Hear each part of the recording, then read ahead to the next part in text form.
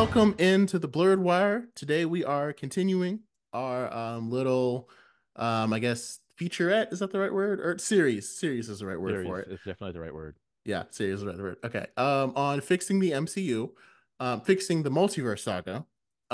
Because again, overall, I don't think the entire thing is broken. It feels like there were some good ideas that like really could have helped along the way. It I just think feels it's like pretty broken. I mean, I guess I should say like the DCEU was so broken that the only thing they could do was just trash it and start over. Okay. But like in the Yeah. multiverse saga, like there were like I still want to see the multiverse saga end. I just know the ending wouldn't have been as good if unless they did it. Not gonna say like our way, but kind of. Say it, bro. Unless they did it. Feige! Yeah. Feige! You should have done it like this. You should have done it like this. And then it would have been a lot more interesting to get towards the end. But the reason why I preface all of that to say is because there were a lot of really good ideas that really helped set up the entire multiverse saga and worked extremely well. And like I said, Black Widow, we only changed one thing. We just made Taskmaster the villain. Like Taskmaster was actually the villain of the Red Room. Yeah. And so but for this movie, this next one that we're going to discuss, Shang-Chi and the Legend of the Ten Rings, we're actually pretty much going to leave it the same. Like, Yeah, it was I fine. loved It was Shang-Chi. fun. It was one of Good my time. favorite, it's one of my favorite Marvel movies of all time, actually. I've watched it literally dozens of times since it came out in theaters. And yeah, like Alex said, it was fun. It was a good time. And I think the main thing is it still fits extremely well in the multiverse saga.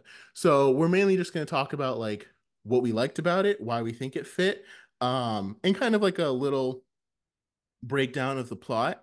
And my thing is like watching this movie, it actually, and you remember this, Alex, when I saw Iron Man 3 in theaters, you were sitting right next to me and we're both like comic buffs, but like on some things, I'm much more of like a comic book buff. It's really weird. And It's like I know a broader range of stuff, but he knows William mhm. has very specific stuff, and he is very dedicated to that stuff that he knows. And so when I saw Iron Man 3 in theaters, I was ready to see Mandarin because I knew Mandarin. I knew him from the comics and I wanted to see him fight Iron Man. That's what we got in all the trailers. And then Shane Black completely subverted all expectations by making him this Ben Kingsley's character, just random, Yeah. not even a thing. Well, it was Aldrich Killian was the Mandarin overall. Mandarin was And a white boy. again, I cannot overemphasize enough. Like, it doesn't necessarily mean that Iron Man 3 was a bad movie. For a long time, I had it ranked as like my worst MCU movie, but that was Yeah, just which wasn't because, fair. Like well, again, it's a fun movie. You had to take the bias out of it. it It just hurt was, your feelings. That's I what still have happened. to say, that is still the worst experience I have ever had in a movie theater. And I saw Thor Love and Thunder in the movie theater. Okay. So like just because me as a fan waiting for Mandarin and not getting it. And then we didn't get it until 2021 with Shang-Chi and the Legend of the Ten Rings, which I think is what made me like this movie even more. So I say all that to say like Shang-Chi did such a good job that it made me not only appreciate Iron Man 3 more, but like I was kind of able to forgive it because I think Wenwu and the Ten Rings works as a much better villain for Shang-Chi than it does for Iron Man. And I Yeah. think Aldrich Killian fits better as the extremist for Iron Man as a villain.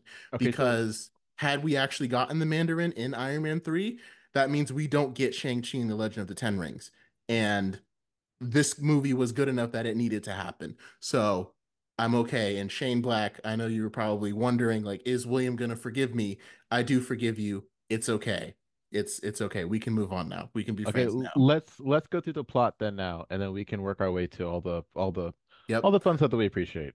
Yeah. So first of all, I love the way that they set it up that Shang-Chi was, just a guy in San Francisco with his friend Katie. And that like he had all that training as a kid. And so basically the plot of the movie starts with a bunch of assassins trying to kill him, like trying to take his pendant while he was on a train. And he fights them all off, and Katie's like, "What are you?" Because she's just a friend that has no idea what's By the way, going on. Katie, one of the better Marvel sidekicks. I Yeah. guess not even sidekick. Side Friends. characters, Yeah, friends, comic relief buddy. Her and yeah. Ned up there. Oh yeah. Her and Ned. Yeah, Ned is probably the goat in that one because you always kind of gotta have like the MCU will introduce a character that's kind of theirs that's not from the comics at They're just all. like comic relief. Yeah, just and it kind of grounds and anchors the character. Like Kind we of, need but someone. sometimes we don't need it. But Yeah. and so like another thing, like when they're there, they really need to deliver. They either they need to be funny and they Hmm. need to have a good reason for their existence. For being there. And Yeah. I feel like the worst example is friggin' is it Darcy? The two broke girls girl in Thor. Yeah. And She it's didn't like, have a great. what I are you think the doing here? worst example is the cameraman in Eternals. Oh, That well, was that is he was a little funny. He was a little funny. not funny enough. I'm sorry. Not funny enough. Like I need to be like dying, like laughing. But anyway, so yeah, we'll get into more about why Katie is such a good side character. Because again, even when like her whole reason for traveling with him to what's the town? It was in China, but I can't remember the exact town it was It was that they Macau. traveled to. Macau? Macau? Okay. Macau? They go to Macau to find his sister because he has a postcard from her and he thinks that she's in danger. And her reason for going was like, I'm just going to go with you because I just saw a guy with a machete for an arm. And, it's kind of given as funny, but it's Yeah, also like like the reasoning is who are like, you? Yeah. it's I need like, a it's my not that friend solid. my friend for years just like has this Right. new identity. Yeah, I mean if I have the opportunity. Also, hey, a trip ride to Macau. I'd take a trip ride to Macau. I would go to Macau. Yeah. And it's mainly because like, she needs to know more about him. And she's like, I'm not Yeah. going to wait till you get back. You need to tell me what's going on because I almost died with this whole storyline. So it holds up. It's just, I remember in the theater being like, if they don't like do that right, it's going to end up looking bad. But they did it right. So then they're in Macau. The assassins attack again and they're able to get Xu Xialing's pendant. And then that's when Shang-Chi's father, Wenwu, who to me is he's one of my top five Marvel villains. I think he's even my top Marvel villain, actually. I think I have him as number one because I really like my Marvel villains to have the right blend of wickedness, I guess is the right word. Like, I still want you to be a good, bad, terrible guy, but also have a little bit of redemption quality so we can understand. And I feel like they did a great job with that with Wenwu. So then when they all We're like go, he was a warlord and an evil guy, but then he got a mhm, family and he's like, eh. exactly. And I So mean it his cru story was just like I just want to see my wife again, which, fair yeah, enough. which exactly that's something that we can relate to, but at the same time, it still gave us a villain that is like, okay, I'm But I not will do exactly but sad to see him die. yeah, but I will do anything to get her, which Yeah, includes lots murdering of innocent people. murders. Yeah. Lots of murders. And I like that he was a bad guy before, where he was like, I'm just going to take what I want because I have all this power. Yeah. And then he kind of evolved into, well, all this power means a lot, but it means less and less and less as I'm outliving all these people I love. And like he said, once he had a family, he finally found something that was worth giving up the rings for, something worth to die for. And then that thing gets taken away from him. So he's like, you know what? I'm just going to go on a killing spree again. So those are some of the reasons. Like, again, I think Wenwu is the strongest villain in the Marvel Cinematic Universe. I'll say it over Thanos, over Killmonger, over Namor. Over Loki? Well, Loki is I wouldn't consider him a villain anymore. You see what I mean? Like he's kind of morphed into an anti-hero. And like the best parts of Loki came after he kind of turned good. So that's why it's like He was it's a little pretty bit funny different. when he was still Like he was villainous. great in Avengers. He's still top five, but I still would pick him. Like if you're just going off of Thor and Avengers, Loki is still up there, but I still think Wenwu is better. But those are the only movies where Loki is like really, really a villain. So, Okay. yeah, I know that's a hot take right there. But Yeah. anyway, so they're in China. Wenwu reveals that he's gonna go to Tao Lao to destroy the village. Well, because he thinks that his wife, Shang-Chi's mother, is being locked in a dark gate in Tao Lo, because this creature is talking to him.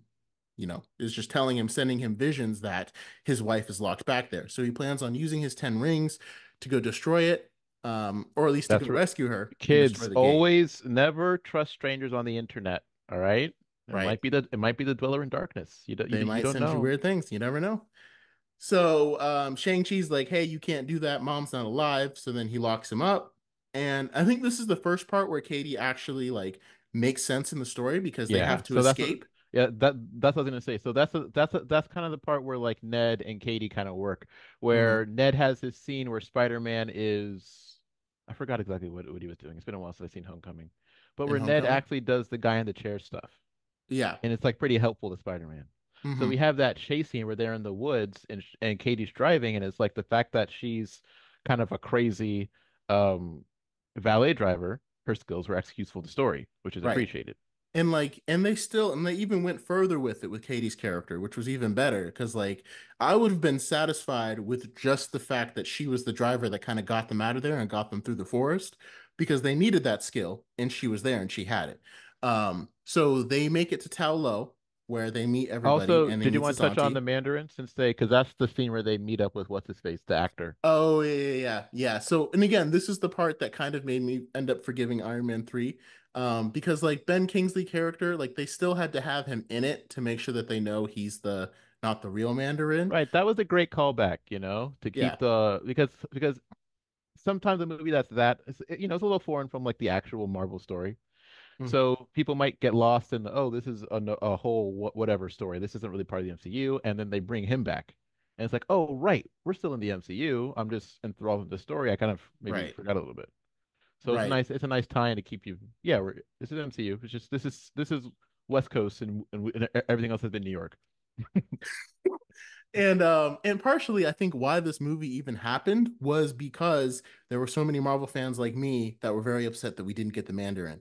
And so I feel like that's partially why Shang-Chi kind of I mean not Shang-Chi, Kevin Feige greenlit this project Right. and Yeah. wanted to make it part of it because he's like, well, we got to satisfy, the nerds. Yeah. You heard that, Um, folks. William, he personally wrote a letter to Kevin Feige and said, if you don't do Shang-Chi, I'm gonna boycott your films. And Kevin was like, that's a good $200 I lost.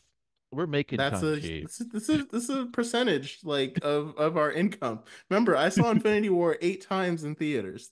That adds That's up. Okay. that's a little crazy. Uh, You do uh, you, hey, I'm a true fan, true fan.